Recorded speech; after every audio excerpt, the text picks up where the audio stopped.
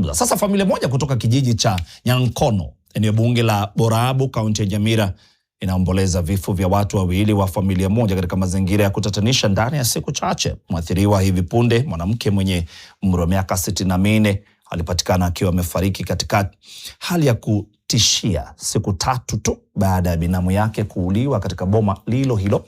Winnie Tuiteka sasa atuarifu taarifa hii ya majonzi.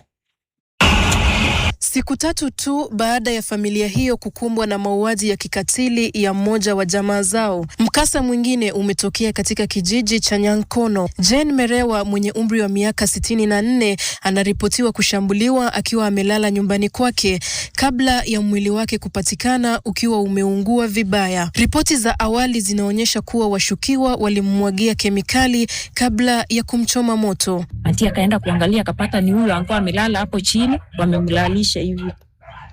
Ako na tochi yake kwa mkono. Akapata amekufa. After that, auntie hajamaliza hata 3 days. Na yeye tumepigiwa simu ndio huyo. Mimi nilikuja nikingangana kukuja nikajua maybe naweza mpata hapo. Tulikuwa tunaongea na huyu bro. Yeye alikuwa kwa simu. Tulikuwa tunaongea na yeye nimwambia, "Bosco mmetoka?" Ati nyama tutatoka kwenda wapi tuko? Auntie yako? Ati yeye auntie yako. Nini imefanyika? Auntie amechomeka. So barabara kupita barabara kitambo nifika hapa nikapata washatoa auntie, but niliangalia hiyo kitanda nikashanga. Roho zetu zimeumizika. Tukio hilo limetokea siku chache tu baada ya mwili wa binamu yake ambaye pia alikuwa mlezi wa boma hilo kupatikana karibu na lango kuu akiwa ameuawa na watu wasiojulikana. Mauaji hayo yameiacha familia katika hofu kubwa, huku wakazi wakitaka uchunguzi wa haraka na wahusika wakamatwe. Sasa tuliarifu polisi wanaendelea na uchunguzi juu ya jambo hili.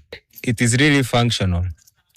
Justice inafaa happen. Maafisa wa polisi wameanzisha uchunguzi kuhusu mauaji hayo, huku wakijaribu kubaini iwapo matukio hayo yanahusiana.